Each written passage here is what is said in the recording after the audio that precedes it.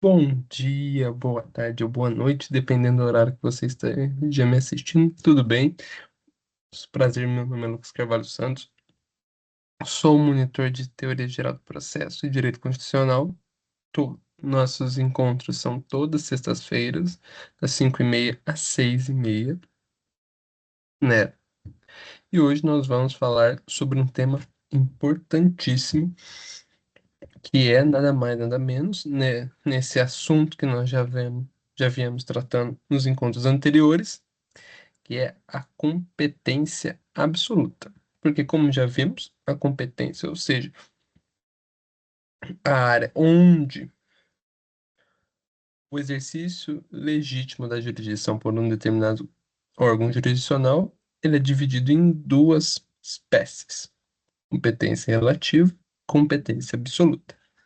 Diante da sua importância, não que relativa seja menos importante, mas diante da sua importância, hoje nós iremos tratar mais especificamente sobre a competência absoluta.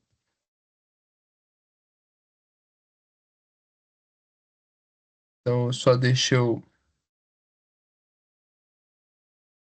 começar aqui, compartilhar aqui a tela com vocês e vamos lá.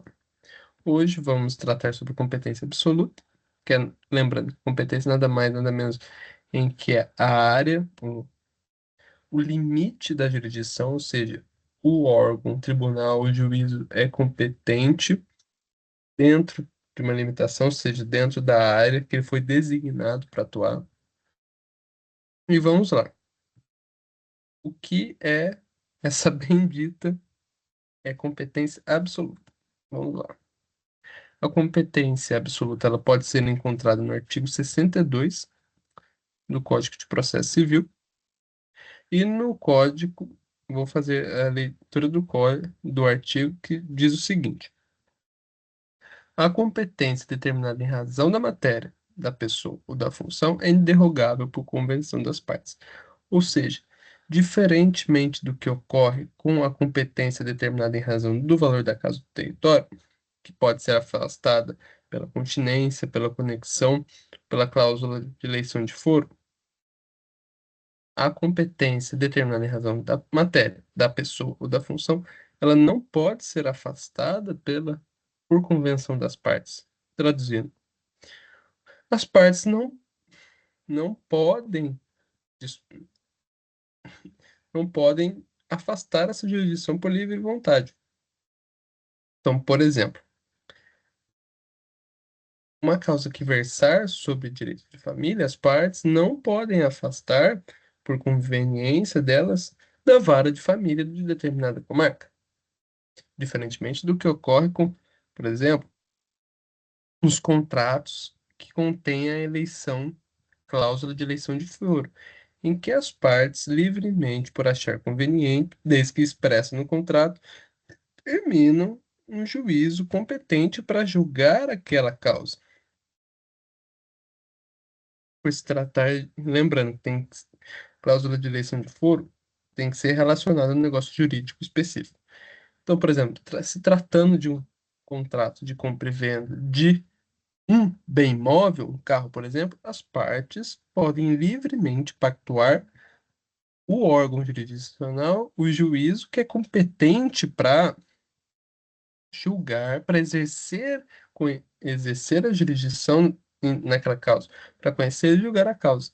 Mas quando a competência é fixada pela matéria, pela pessoa ou pela função, as partes não podem afastá-las, afastar por livre convenção.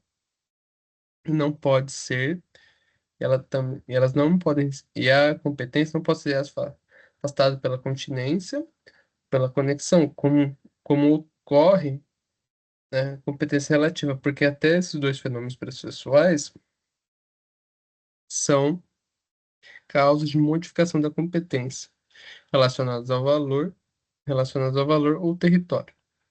Mas vamos lá. A matéria é a natureza da causa. Por exemplo, se houver uma vara de direito empresarial e a questão for um tema, por exemplo, falências, a causa deve ser julgada pela vara empresarial, vara de falência. A pessoa, por pessoa, a qualidade de uma das partes. Então, por exemplo, as ações que envolvem menores em situação de vulnerabilidade, as causas que eles fazem parte vão ser julgadas por uma vara de infância e da juventude. Ou a fazenda, ou entes públicos, como foi especial, por exemplo, varas que tratam sobre fazenda pública vão julgar as causas em que a fazenda pública seja parte. E veja que, por exemplo, não pode ser afastado. A parte não pode celebrar um contrato com um ente público falando, não, o juízo que vai julgar a nossa causa vai ser tal. Não pode, porque a competência em razão da pessoa é absoluta. A função é porque a atribuição específica de um órgão jurisdicional dentro dessa estrutura jurisdicional, como a competência originária do STF em julgar ações diretas de constitucionalidade, ações declaratórias de inconstitucionalidade, por exemplo. É algo que você propõe diretamente no STF. Você não passa pelas instâncias. Então, em razão da função, porque própria Constituição definiu que originariamente a competência originária do STF é julgar as causas de ação, de declaração de constitucionalidade, você propõe diretamente no STF. Você não pode propor em outro lugar que não o STF. Então, qualquer outro juízo que essa ação é proposta é absolutamente incompetente. Portanto, essa incompetência, primeiro, ela pode ser alegada por qualquer parte, em qualquer tempo, qualquer grau de jurisdição. Diferente, porque, diferentemente do que ocorre na competência relativa, em que se a parte não alegar em seu não me engano preliminar de contestação, aquele juízo incompetente, por ex- em razão da matéria, em razão do meritório, por exemplo, torna competente, prorroga essa competência, o que nunca vai ocorrer com a competência absoluta. Então, por exemplo, se você entrar com uma ação no TJ de São Paulo, uma ação direta de inconstitucionalidade, aquele órgão, aquele juízo é absolutamente incompetente para conhecer e julgar aquela causa. Por quê? Por causa a função dele é outra. A Constituição designou essa função somente para o STF. E vamos lá. Por que que essa competência é inderrogável? Aqui listamos algumas razões para demonstrar a importância dessa competência. Por quê? Porque, principalmente, a competência absoluta, ela é fixada, ela foi criada como um meio de proteção do sistema jurídico e do processo. Porque a segurança jurídica é é um interesse relevante, é um interesse público relevante. E temos como, por exemplo, a correta a correta distribuição da justiça, que assegura que cada tipo de litígio, cada tipo de lide, seja julgado pelo órgão jurisdicional com conhecimento técnico e estrutura especializada para lidar com aquele determinado matéria. Então, por exemplo, havendo uma vara civil e uma vara de família, é importante uma questão de família é muito mais interessante ter a competência da vara de família, porque tem um conhecimento específico da matéria, e isso é totalmente estruturado para lidar com aquele tipo de ação. Proteção das partes vulneráveis, por exemplo, os casos envolvendo menores menores em situação de vulnerabilidade, ou entes públicos com prerrogativa de foro. Ela é fixada para garantir um tratamento processual e diferenciado e proteção dos interesses dessas partes. Porque se fosse ao contrário, estaríamos ferindo um princípio importantíssimo, não só para o ordenamento jurídico, mas para nossa nação como todo, que é o princípio da igualdade. A igualdade material, não simplesmente a formal. E ao, por exemplo, atribuir varas para os menores em situações de vulnerabilidade, equipara ele como qualquer outra pessoa para ter acesso à justiça, ou seja, tratar os iguais, né, de maneira igual, os desiguais de maneira desigual na medida de suas desigualdades. Porque, por exemplo, como é que uma criança, numa situação de abandono, de vulnerabilidade, ia entrar na justiça para proteger seus direitos?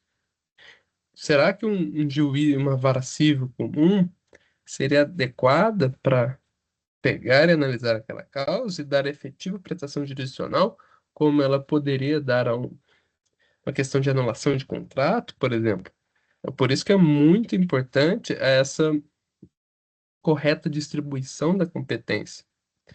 Eu, e aqui no terceiro ponto, que é inclusive lembrar, porque também essa, essa, essa separação dos órgãos jurisdicionais, a jurisdição não é una, indivisível, não são todos os órgãos jurisdicionais, não, ela não, ela não é fracionada, então o juiz do Amapá e o juiz do Sergipe exercem a jurisdição igualmente. Isso é verdade, porque ela não é fracionada. O juiz não toma um pedacinho de jurisdição, enquanto o desembargador tem outro pedacinho e o ministro tem outro pedacinho. Não, ambos são investidos de jurisdição. Porém, a competência ela limita a jurisdição por quê? Para manter a segurança jurídica e estruturar o, o Poder Judiciário para ter um bom funcionamento, para racionalizar o trabalho, para ter uma dinâmica de trabalho adequada.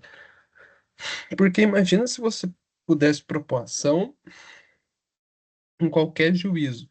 Então, vamos imaginar aqui, tratando desse exemplo, o juízo penal, um juiz penal pode julgar uma causa tributária. Ele também exerce jurisdição, então ele também deve saber. Ele também não é limitado, eu também posso propor uma questão tributária, uma ação tributária, em frente a juiz de direito penal, um juiz penal. Por que não entrar com uma ação trabalhista na vara da infância e da juventude? Viu com o caos que isso causaria? Então, portanto, definir claramente as atribuições de cada órgão jurisdicional evita conflitos de competência e garante eficácia do sistema, porque não seria viável que qualquer tribunal pudesse julgar qualquer causa. O caos estaria instalado. Nós não teríamos o risco de decisões conflitantes. Seria muito maior. A prestação jurisdicional, ou seja, entrega afetiva, a qualidade das decisões ia ser drasticamente afetada, não o judiciário não conseguiria entregar devidamente o trabalho que ele foi incumbido, designado de entregar com a qualidade que ele deveria, e tantos outros problemas. Porque, por exemplo, se pegamos a correta distribuição da justiça, que visa assegurar que cada órgão jurisdicional é programado, é feito, é designado para atuar em cada área, para quê? Para que a questão levada a ele, seja resolvida da melhor forma possível. Com um juiz com uma vara especializada, que tem mais conhecimento, estrutura, e conhecimento técnico e estrutura para lidar com aquele tipo de situação. Caso isso não fosse respeitado, se tornaria uma bagunça. O, o, o judiciário não ia conseguir atender todas as demandas, ia haver uma morosidade maior e a qualidade ia diminuir drasticamente. E, além do mais, a observância de normas de ordem pública, são- elas não podem ser afastadas, em particular, pelas razões que explicitamos aqui, para manter um funcionamento íntegro, coerente do nosso poder judiciário. Aqui há umas certas consequências da inobservância da competência absoluta. Ou ser diferente, como já reforço aqui, como vimos, a competência relativa, se não for arguida, se não for levantada, suscitada em preliminar de contestação, se eu não me engano, pelo réu, opa, juiz, você não é competente em razão do território. O território em que essa causa deve ser julgada não é este. Se o réu não falar isso, na sua preliminar de contestação, se eu não me engano, o juiz, pela preclusão, ou seja, pela perda de direito processual de fazer algo, preclusão consumativa, ele deixou de fazer aquilo, a chance dele passou, a, a competência se prorroga, ou seja, o juízo inicialmente relativamente torna torna-se competente para julgar e conhecer daquela causa. No que, em relação à competência absoluta, isso é algo que não acontece. Vamos pegar, por exemplo, um desembargador do Tribunal de Justiça de São Paulo, em razão da função, não é competente para julgar uma ação direta de inconstitucionalidade.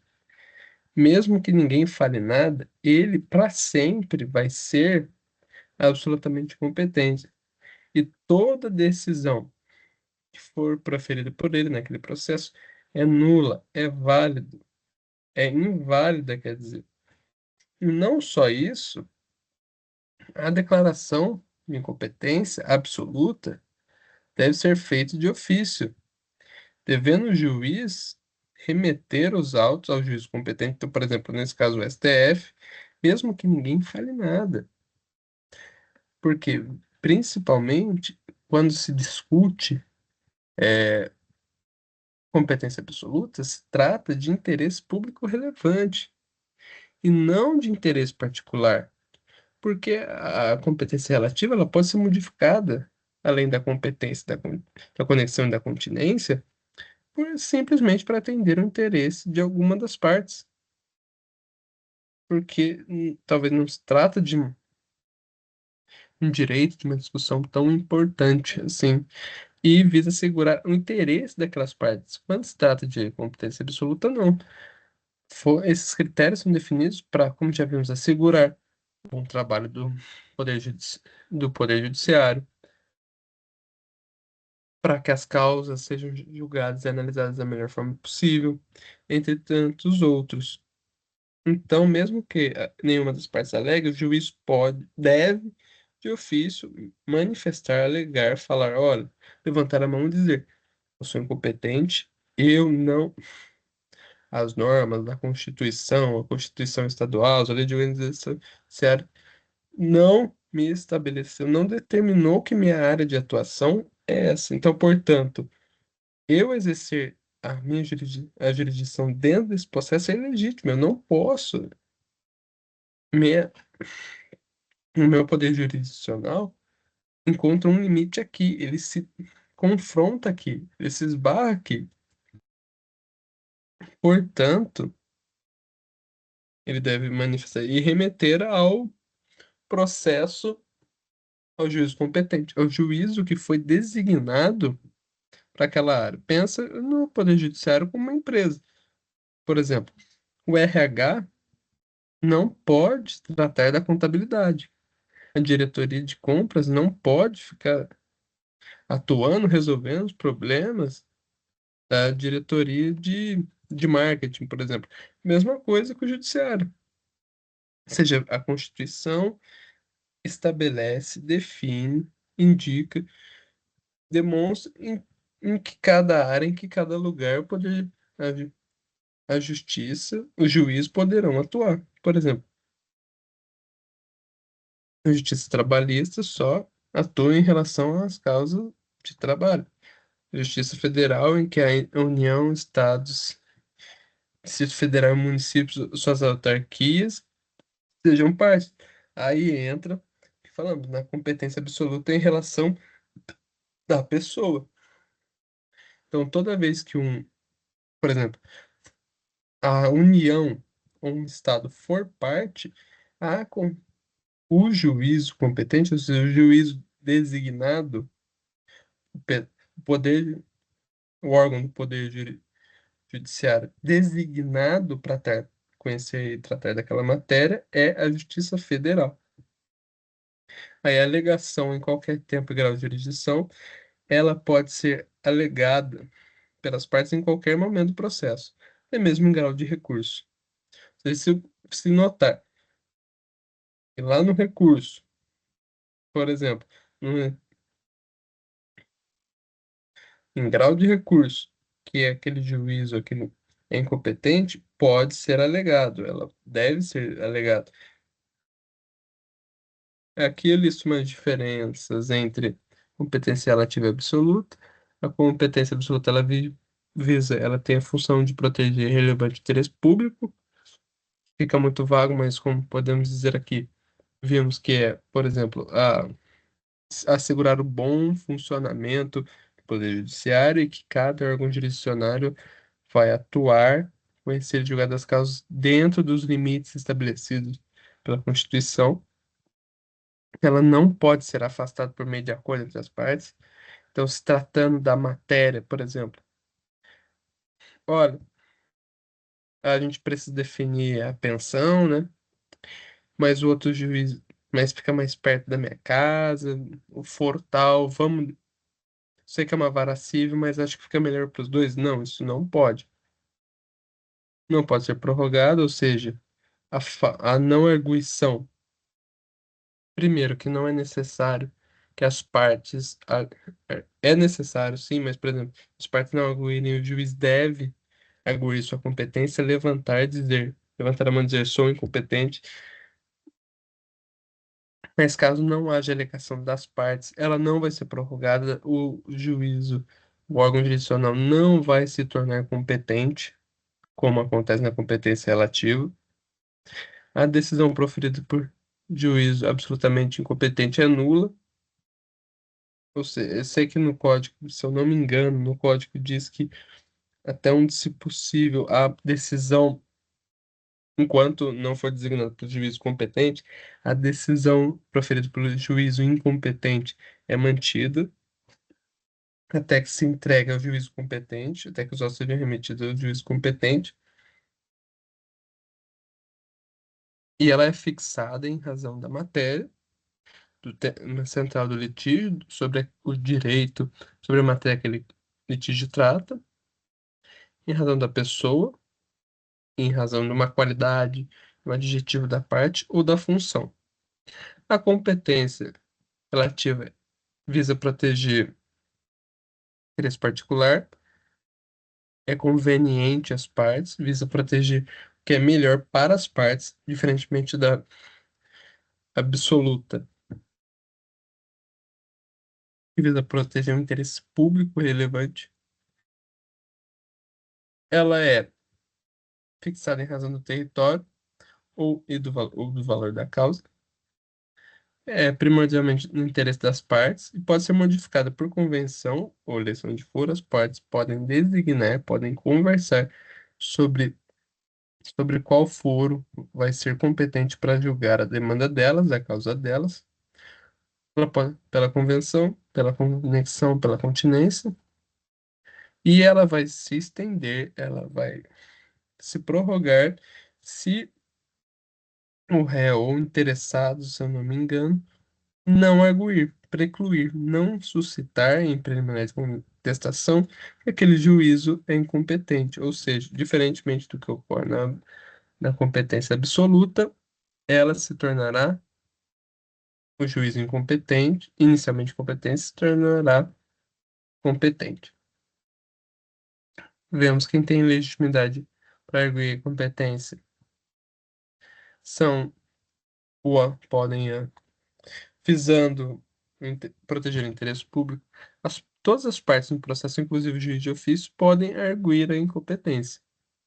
Nesse sentido, podem arguir a incompetência o réu, o autor, o réu, os terceiros intervenientes, o Ministério Público, seja como fiscal, como parte ou fiscal da lei, e até mesmo o ofício o juiz de ofício.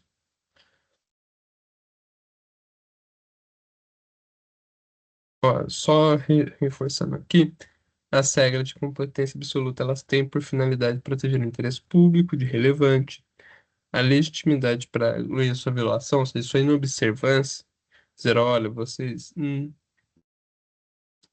esse juízo, conforme as regras, conforme a lei, não é competente, ele não tem legitimidade, ele não tem, podemos dizer assim, não tem a função de conhecer, essa não é a área de atuação dele. É alcançado por todos os sujeitos processuais, e até mesmo pelo próprio juiz, que tem o dever de manifestar sua incompetência. Isso garante, isso assegura que a jurisdição seja exercida pelo órgão competente, ou seja, vamos colocar assim, pela aquela área da empresa do Poder Judiciário responsável por tratar daquele problema. Assim, visa preservar a correta distribuição da justiça e a validade dos atos processuais, porque, como vimos,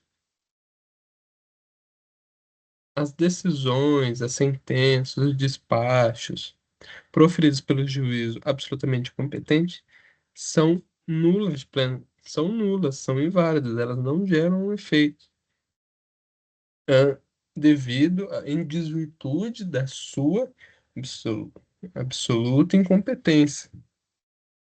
Resumindo, a possibilidade de todos os sujeitos processuais e do próprio juiz arguir a incompetência é um mecanismo, é uma ferramenta essencial, vital para garantir que a efetividade das normas que protegem o interesse público na distribuição da jurisdição. Assim, ele assegura a validade e regularidade do processo judicial e, e mantém a organização do Poder Judiciário para que ele possa cumprir da melhor maneira possível a sua função. E é nada mais, nada menos do que pegar, conhecer e julgar os casos visando resolver a lide e, e chegar à pacificação social. Só um minutinho para ver se tem alguém. Não, não tem ninguém. Tudo bem. É gravado, né? Aí aqui temos o fundamento para essa ampla legitimidade. Por quê? Por- Quais são as bases? O porquê devemos?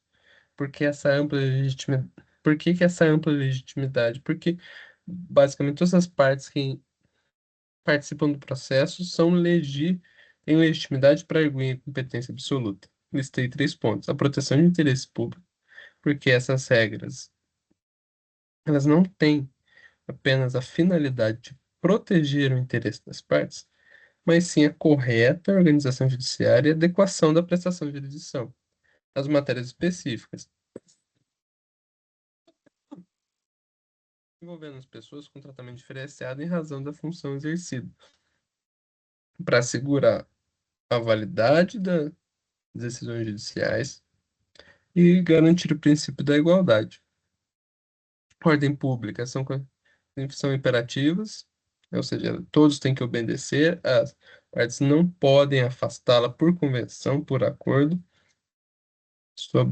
para que o processo seja válido, para que o órgão designado previamente pela lei, seja Constituição Estadual, Lei de Organização Judiciária, exerça a jurisdição no limite que foi estabelecido. Isso é importantíssimo para a validade do processo. Lembrando também a nulidade dos atos, incompetência absoluta gera nulidade dos atos decisórios praticados pelo juiz absolutamente competente, porque ele não está trabalhando dentro da sua área de atuação. Portanto, volto àquele exemplo. Como é que alguém do RH vai decidir uma questão em relação à contabilidade? Por quê? Porque aquela pessoa estudou, é a mesma lógica que se aplica ao judiciário. Porque aquela pessoa que ela não tem conhecimento técnico, não tem a prática necessária, não estudou para tomar decisões em relação àquele assunto específico, justamente por não ter a formação adequada, é a mesma coisa. Como é que uma vara de família vai julgar uma questão de falências? Como é que uma justiça trabalhista vai julgar Por exemplo, uma questão eleitoral, sendo que ela foi estruturada, organizada para determinar, para julgar causas relacionadas a outro tipo de coisa, não eleitorais. Ou vice-versa, como é que um juízo eleitoral vai tratar de uma causa trabalhista, sendo que a sua vara é totalmente desenhada, pensada para tratar de questões eleitorais. Os juízes, os servidores têm conhecimento no que tange eleitorais, ao direito eleitoral. Veja que, como assim, numa empresa, Poder Judiciário, se o juízo eleitoral decidir sobre é, uma questão trabalhista, veja que provavelmente, por falta de conhecimento técnico, não vai ser a melhor decisão. É possível que essa decisão seja conflitante. Não a ordem e estrutura do Poder Judiciário não vai ser sendo observado, porque é perigosíssimo, o que é um grande problema. Essa da arguição da incompetência. Como vimos, ela pode ser alegado a qualquer momento do processo, até em grau recursal. Então, ou seja, se na fase, no momento de produção de provas, na citação, antes da citação, a arguição de incompetência absoluta pode ser feita em qualquer momento do processo. Não é à toa que, inclusive, até após o trânsito julgado da sentença, por meio da ação rescisória, que é uma ação, basicamente, porque eu não vou tratar disso agora, é a que visa atacar o trânsito julgado. Depois que a sentença, que a decisão já estabilizou, ela se torna concreta. Ou seja, para desfazer o trânsito julgado, utiliza-se a ação rescisória. E visto que um das coisas que dão causa à possibilidade de ação rescisória é decisão de mérito, ou seja, a decisão que trata do principal assunto do processo ser proferido por juiz impedido, ou seja,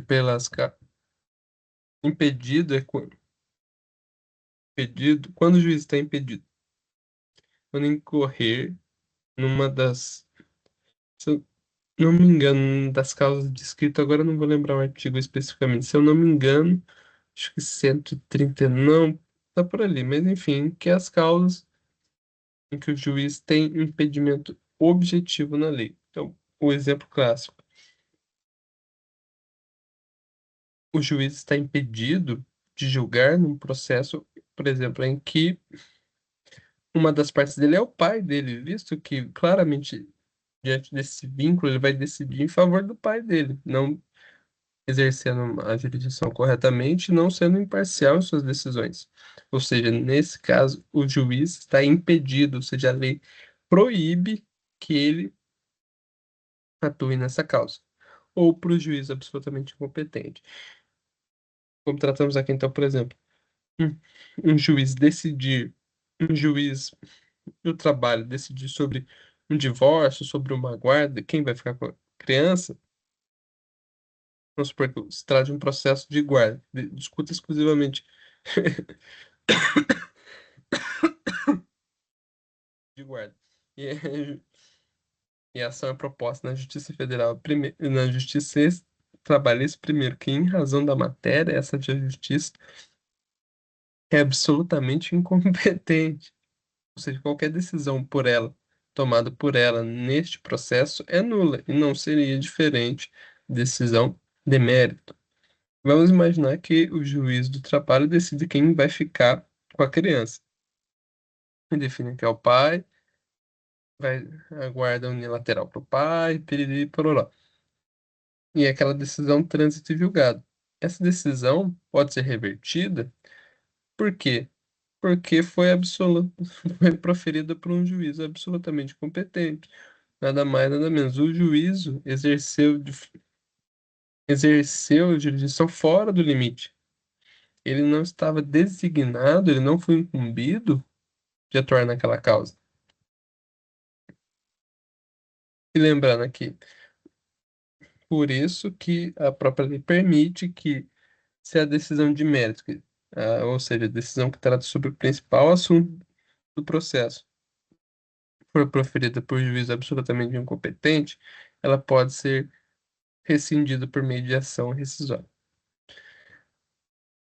Todas as fases, o reconhecimento da incompetência absoluta pode ser em todas as fases do processo, seja na fase de conhecimento, pode ser alegado pelas partes, contestação, um preliminar, arguída pelo MP, ou se for o caso, o juiz também tem o dever de reconhecê-la de ofício. Ela pode ser. Desculpa, gente, só um minutinho, tomar uma água aqui.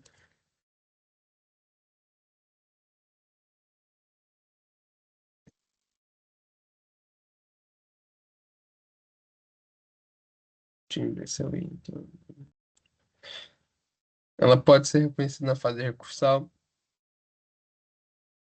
inclusive em o mesmo próprio tribunal deve de ofício, ou seja, sem requerimento da parte levantar dizer, não, realmente eu sou incompetente. Na fase de cumprimento da sentença,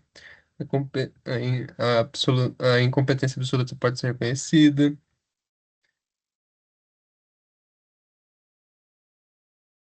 Ação resist... aqui, isso aqui vai ser depois. Aqui tratamos do. E aqui eu não vou ler aqui por falta de tempo. Isso é um plus que eu trouxe no material. Plus no material. E para ser mais direto, mas está aqui, tento explicar da melhor forma no material. Você pode ver depois. E lembrando, qualquer dúvida, entre em contato comigo, principalmente com os professores também. Estou aqui para ajudar, para ser um amigo, para a gente dialogar sobre a matéria. Enfim, sobre qualquer dúvida, pode me mandar mensagem. O WhatsApp está disponível para vocês. Vamos lá. E aqui, como vimos, a competência absoluta em razão da matéria, da função ou da pessoa. E vamos tratar aqui incompetência em razão da matéria, que não pode ser afastada por convenção das partes. Ou seja, ela é determinada pela natureza da causa, pelo tema jurídico central do litígio. Ou seja, pelo que aquele processo trata.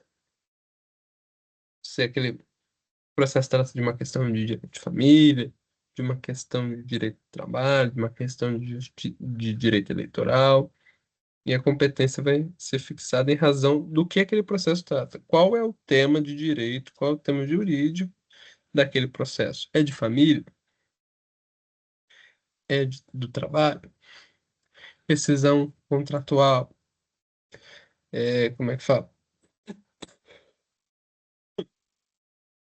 Aposentadoria é de direito previdenciário? A competência vai. Um dos critérios de fixação da competência absoluta é em razão da matéria. Às vezes na Constituição Federal, nas Constituições estaduais, nas leis federais e nas leis de organizações estaduais. São regras de competência absoluta, elas não admitem prorrogação, pode, as partes em qualquer momento, em qualquer fase processual, podem arguir a incompetência, seja no processo, na fase de conhecimento, seja na fase recursal, seja na fase de cumprimento de sentença, o juiz pode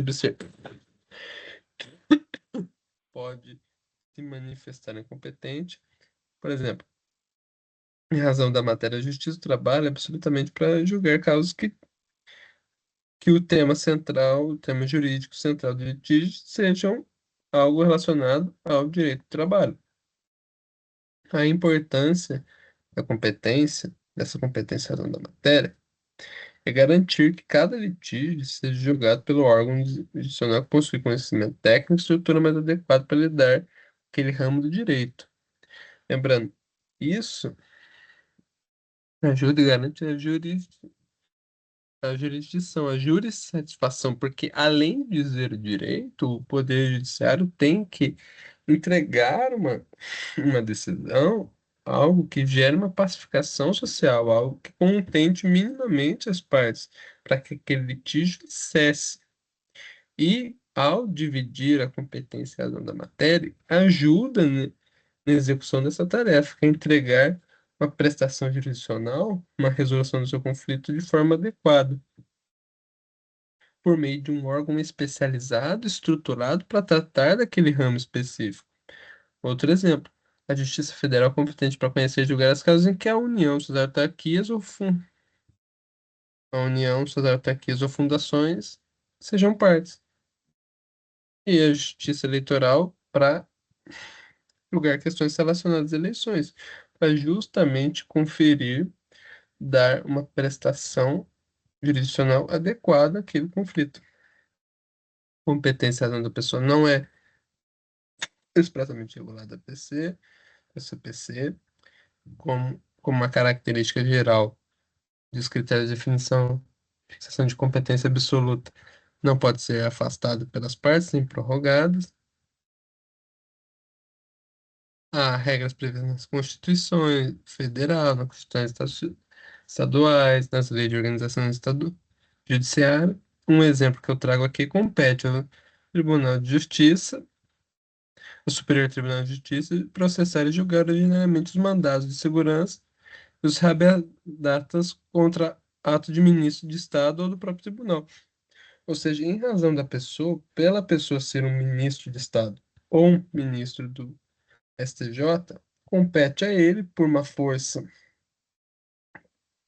da Constituição, porque a Constituição designou ele, colocou ele nessa área de atuação, dentro desse limite, em razão da pessoa, o STJ pode exercer jurisdição naquela causa, ou seja, ele está exercendo a jurisdição dentro do limite que foi posto a ele.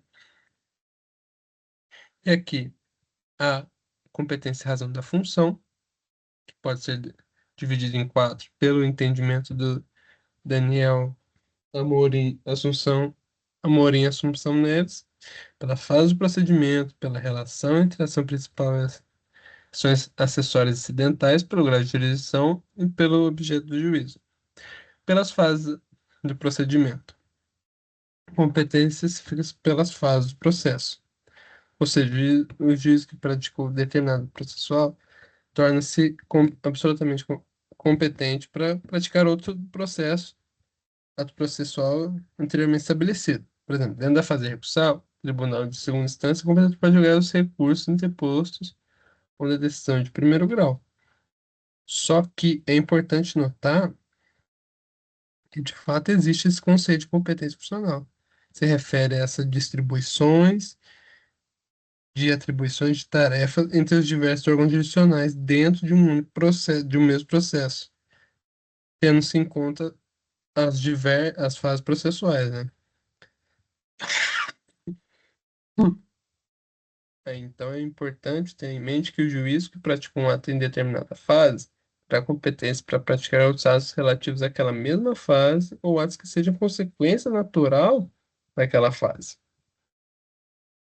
Entanto, afirmar que o juízo que praticou determinado ato se torna absolutamente competente para praticar outro, ato anteriormente estabelecido, pode não ser preciso em todos os casos, porque a competência, especialmente absoluta, que é fixada em razão da matéria, da pessoa ou da função, é fixada por critérios definidos em lei, seja na Constituição Federal, Constituição Estadual, outras leis federais, lei de organização judiciária, no momento propositura da ação, o princípio da perpetuação da jurisdição, que tratamos na outra aula, que está previsto no artigo 33 do Código. Embora realmente exista essa competência ligada aos processos, é necessário ter, ter em mente, ter atenção que competência para atos processuais futuros não se torna automaticamente aquele aquele juiz competente, pela simples prática de um ato anterior. A fixação dessa competência absoluta, que não pode ser derrogada nem afastada, ela é regida, ela é regulada por regras específicas e pelo princípio da perpetuação da jurisdição. A modificação da competência é restrita às hipóteses legais de competência absoluta. A relação entre ações, a conexão lógica e jurídica. Lembra do princípio da gravitação jurídica.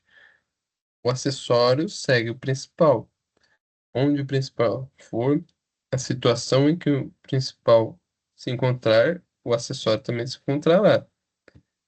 Isso justifica que há julgamento, conhecimento entre a ação principal e os acessórios incidentais, permi- justifica, permite a competência absoluta do juízo para julgar a principal, porque os acessórios seguem a mesma sorte do principal, visando aquilo que já foi exposto, visando a eficiência, ou seja, a gastar menos recurso e entregar um trabalho com mais qualidade, a segurança jurídica, ou seja, dizer que a decisão vai ser previsível, o ordenamento vai ser seguido, e a coerência das decisões judiciais, para evitar decisões conflitantes.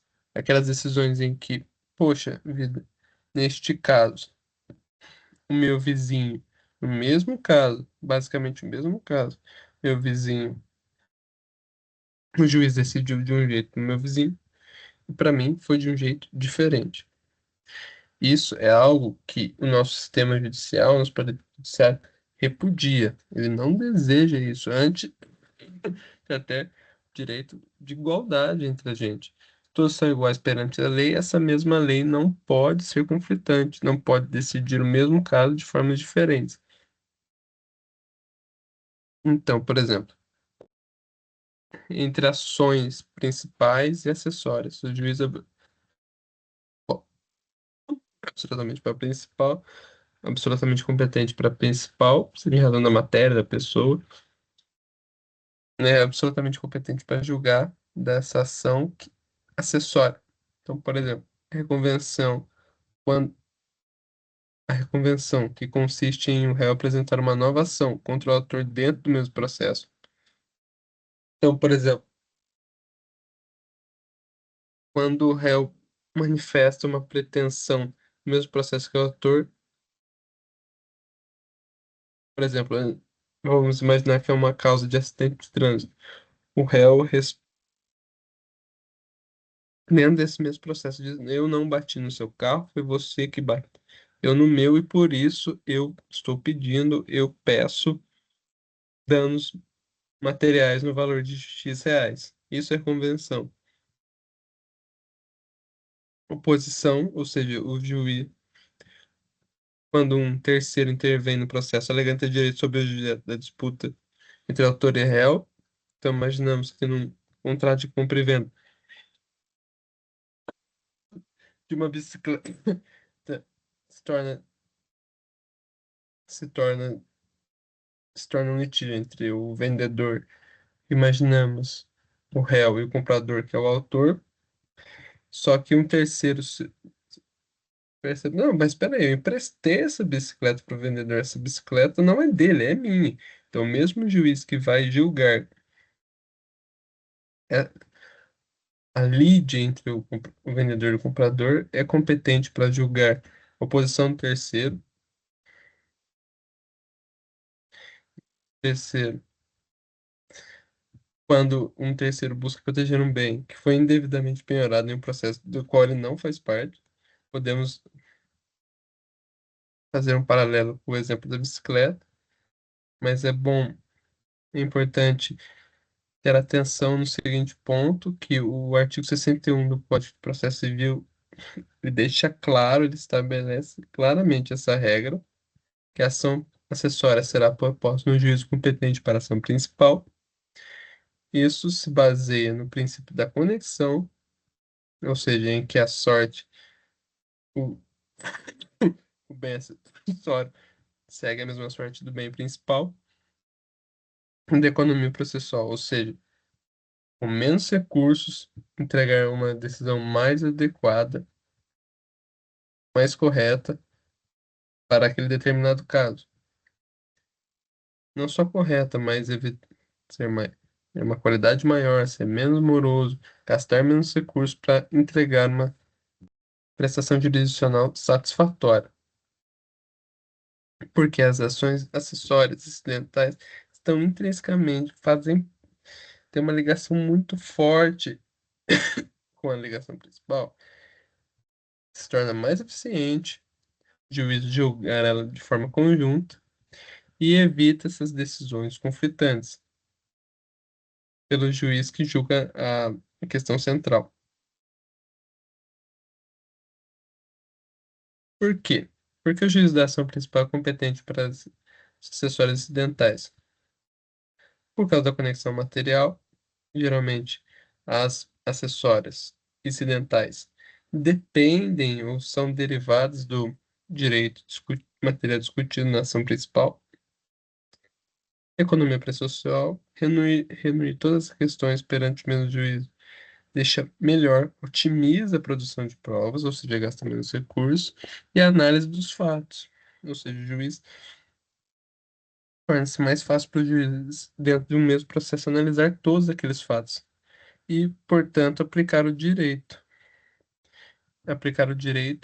de uma única vez àqueles casos, o que, me- o que evita a decisão conflitante e também a duplicação de esforços. Ou seja, imagina o juiz ter que ler três petições, analisar quatro provas diferentes em diferentes processos. Além do mais, evita decisões conflitantes. E estabelece uma maior segurança jurídica, porque um magistrado as, julgando essas ações serem julgadas por um mesmo magistrado, as decisões desse magistrado, o processo tende a ser mais coerentes e uniformes, coesas, concisas, reduzindo assim de maneira drástica o risco de decisões contraditórias.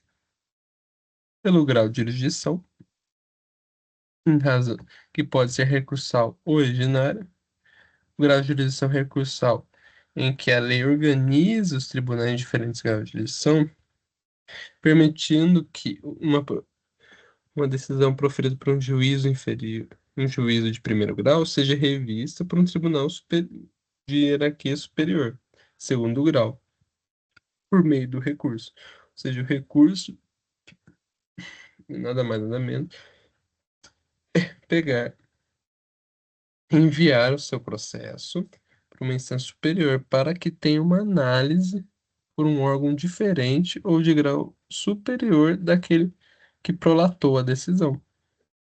Ver para se o direito foi aplicado corretamente, se as provas foram analisadas devidamente, enfim. O ordinário, o próprio tribunal, às vezes, é o único a conhecer e julgar a causa, suprimindo a necessidade de um julgamento prévio em primeira instância.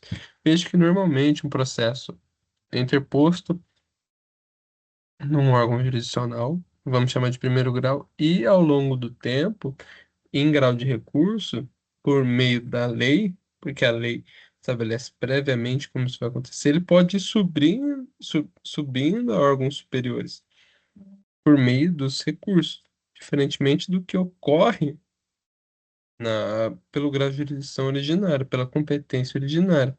Por exemplo, nos casos do STF, quando, se eu não me engano, quando se tratar de crime comum cometido pelo presidente da República, pela eleição de foro, veja que não vai haver um escalonamento da decisão. A decisão não vai subindo até chegando no STF. A ação vai ser proposta diretamente no STF, o que suprime o primeiro. A primeira vara criminal da comarca X vai analisar, depois vai enviar para o TJ, que, cumpridos os requisitos, envia para o STJ, e cumpridos os requisitos, tem possibilidade de recurso ao STF. Não, a ação vai ser diretamente proposta no STF. Por exemplo, o Superior Tribunal de Justiça, os mandados de segurança contra seus próprios atos, conflitos de competência de tribunais de diferentes regiões, são ações que são propostas diretamente no STJ.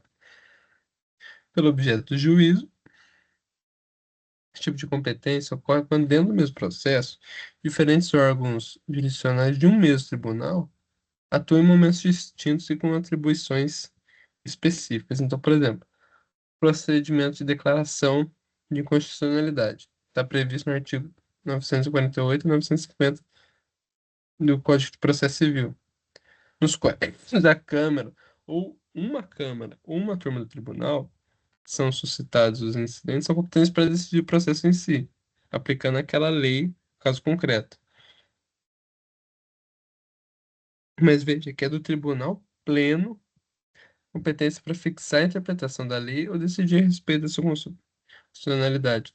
Câmara no tribunal, eles processam, eles decidem um processo em si, aplicando aquela lei ao caso concreto. Mas a constitucionalidade daquela lei vai ser revista pelo tribunal pleno. Vamos lá, atenção. Nesse ponto importante, possui competência para analisar o caso concreto, instruir o processo, ou seja, analisar as provas, dizer quais provas que têm que ser produzidas e julgar o mérito, ou seja, a questão principal daquela demanda que foi trazida a eles. E é no curso desse julgamento vai surgir se aquela, opa, essa lei tem conformidade ou desconformidade com a Constituição. Aí logo entra em qual que é o órgão competente para discutir se aquela lei é inconstitucional ou não. É o Tribunal Pleno, o órgão especial. Sua atuação não se limita só ao caso concreto em si, mas visa fixar a interpretação da Constituição em relação àquela lei. Lembrando que isso é possível, eu dei o exemplo, mas só para não. Já lembrando que no Brasil é permitido o controle difuso de constitucionalidade, ou seja, é permitido que o próprio juiz, no caso concreto, veja e analise se aquela. Basicamente, estou falando bem de grosso modo, analisa, analise se aquela lei está em conformidade ou desconformidade com a Constituição. E, gente, essa aqui são as referências bibliográficas e alguns slides para tentar entregar um material para vocês. Utilizei o Gemini porque é uma ferramenta, as inteligências artificiais estão chegando para ficar e nós não podemos delegar o nosso trabalho, seja como aluno, estudante, professor, juiz, advogado. A ela, sim, ela é um ajudante, ela serve para, vamos aqui falando, entregarmos uma prestação melhor. Como eu bem disse aqui, atuou como assistente e não criou nenhum conteúdo. O slide não foi feito por ele, só me ajudou. As informações contidas neles foram devidamente checadas e revisadas. Lembrando que o importante, eu usei o Manual de Direito Processual Civil, volume único do Daniel Moreira Assunção Neves, 16ª edição, pela editora Dispodium, edição de 2024.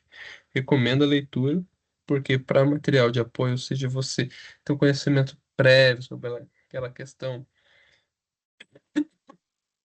fazer resumo, ler um pouquinho antes da aula, ele é excelente, ele é bem didático, ele o, traz críticas, traz opiniões, nos fazem refletir, porque isso que é um bom material, além de nos ensinar, faz com que nós pensamos criticamente sobre os fenômenos do direito. E deixo aqui um poema do William Shakespeare. Mais uma vez, eu agradeço de forma imensa a sua atenção, a sua paciência, a sua colaboração. Espero vê-lo você na próxima sexta-feira. Lembrando que, em caso de dúvidas, entre em contato com os professores, comigo, que isso aqui é um material complementar, é para te ajudar nos estudos e não ser basicamente seu material de estudo.